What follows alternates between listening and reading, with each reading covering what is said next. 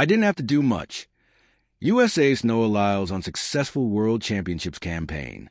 Shah Carey Richardson saved the day in her relay. Noah Lyles and Sydney McLaughlin-Levrone put exclamation points on theirs. The best in the USA splashed through the rainy relays on Sunday in Tokyo to capture 3 gold medals and close out the World Championships on a night when track also bid a hug-filled farewell to Jamaica sprint legend Shelley Ann Fraser-Pryce. "I felt like I ran with my heart because of the ladies I'm standing with," Richardson said, as she celebrated her first gold medal of a championships that was far from perfect. "I feel really good. It came back. I'm ready to start all over again." Richardson holds off Smith. Richardson was actually trailing by .01 when she received the baton from Kayla White. It took a few steps for her to build a lead of her own, and she held off Joni L. Smith for the win in 41.75 seconds. It also left Jamaica's Fraser-Pryce with silver. "No emotions right now," Fraser-Pryce said. "Just grateful to be able to finish this race. It's been such a remarkable moment." Clocking 37.29 seconds, Lyles headlined a no-drama win in the men's 4x100-meter few minutes after that relay. And with the rain still falling, Lyles crossed the line first to give the USA its 26th medal and 16th gold of the meet. Totals that are more respectable after what, earlier in the week, had the makings of a bad meet. The 26 overall medals are the same number they captured in the same stadium 4 years ago at the Tokyo Olympics. Only 7 were gold. That time, I didn't have to do much. These guys took care of business. Lyles said, "They made sure the handoffs were clean." It's a little anticlimactic, but at the same time, it's a great feeling because you know that the job has been done, he added. McLaughlin-Levrone also kept it light on drama.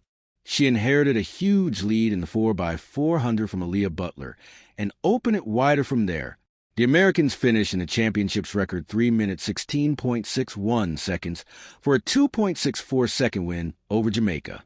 In the heart of Tokyo's Electric National Stadium, the world had just witnessed history unfold. The stadium's floodlights bathed the track in brilliance. Thousands of cameras flashed, and chants of USA, USA echoed through the night sky. Amid the chaos of celebration, one man stood calmly at the center of it all. Noah Lyles, the American sprint superstar. When the microphones were shoved into his face and the questions came tumbling, Lyles flashed a familiar grin that fans had come to expect. Yet, his words surprised many. "I didn't have to do much," he said, as casually as if he had just returned from a jog around the park. It wasn't arrogance. It wasn't dismissal of the competition. It was a serene confidence of a man who had prepared so meticulously, so relentlessly, that success felt natural, almost effortless. The calm before the explosions. Noah Lyles has always been a showman, from his flamboyant outfits to his exuberant post-race celebrations. But in Tokyo, during the 2025 World Championships, there was something different about him. Beneath the fire, there was calm. He looked less like a man chasing records and more like one living in his destiny. In the 100M, his start was smooth, his transition powerful, his drive phase nearly flawless. When he crossed the line first, it looked easy. In the 200M, his signature event, he glided through the bend with that long, almost dancing stride, exploding down the straight with the rhythm of a symphony. Another gold. In the relay, he anchored with confidence, bringing Team USA to yet another title. 3 golds, 1 championship, and yet Lyles insisted, "I didn't have to do much." What he really meant. The comment could be misunderstood by casual fans. Surely, winning against the fastest men on earth requires everything. But for Lyles, it was a reflection of preparation, not effortlessness. Every race is decided long before the gun goes off. Months of grueling training sessions under scorching sun, icy mornings filled with drills, countless weight room sessions, endless film study of stride mechanics. This is where the real work happened. By the time he stepped on the track in Tokyo, the hard part was already done. "I built myself for this," Lyles explained later. "When I'm out there, I just trust what's already inside me. It's about letting it happen, not forcing it. A mind at peace. Athletics isn't only physical. It's psychological warfare. The pressure of expectation can crush even the most gifted sprinters." For years, Noah Lyles battled with that pressure. Early in his career, he was labeled as Usain Bolt's successor, a tag that weighed heavily on him. Every stumble, every defeat became magnified. But in Tokyo 2025, Lyles looked like a man free of burden. He wasn't trying to be Bolt. He was Noah, authentic, unapologetic, and full of joy. Before his 200-meter final, while rivals paced nervously, Lyles was laughing with teammates, dancing to the stadium's playlist, and even joking with fans. That looseness was not a lack of focus. It was the manifestation of mastery. He had reached the point where nerves couldn't touch him. "I've learned that if you're not enjoying this, you're doing it wrong," he said. "The pressure? It's there. But I don't let it own me.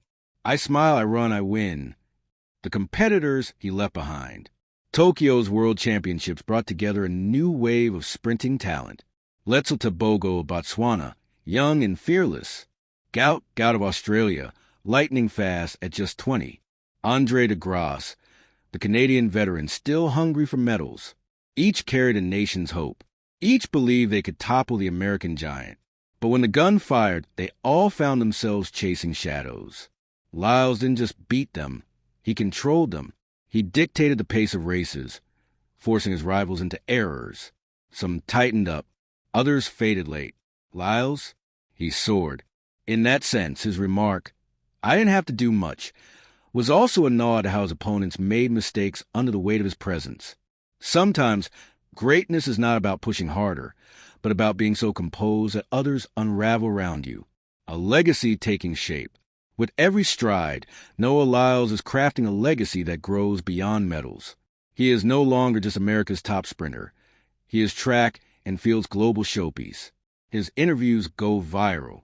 His charisma draws new fans to the sport. His consistency now places him alongside legends like Carl Lewis, Michael Johnson, and yes, even Usain Bolt. But unlike Bolt's playful dominance, Lyles brings a modern twist, openness about mental health, creativity and self-expression, and a deep connection with fans through social media. He is not just an athlete. He is a movement. And in Tokyo, his campaign felt like a turning point. No longer the chaser, he is now the benchmark, beyond the track. When the lights dimmed and the medals were handed out, Lyles was still smiling, still soaking in the moment. Yet, his focus was already shifting. Paris 2028 looms on the horizon. The world records in the 200M and 100M remain on the board, daring him to break them. "I didn't have to do much here," he said, "but trust me, I've got a lot more in me." That statement sent a shiver through the athletics world. If this campaign, triple gold, dominant performances, didn't require his full force, what happens when he unleashes everything? The human behind the champion. What makes Noah Lyles truly magnetic is that he is more than his speed. He's an artist off the track, designing clothes, writing music,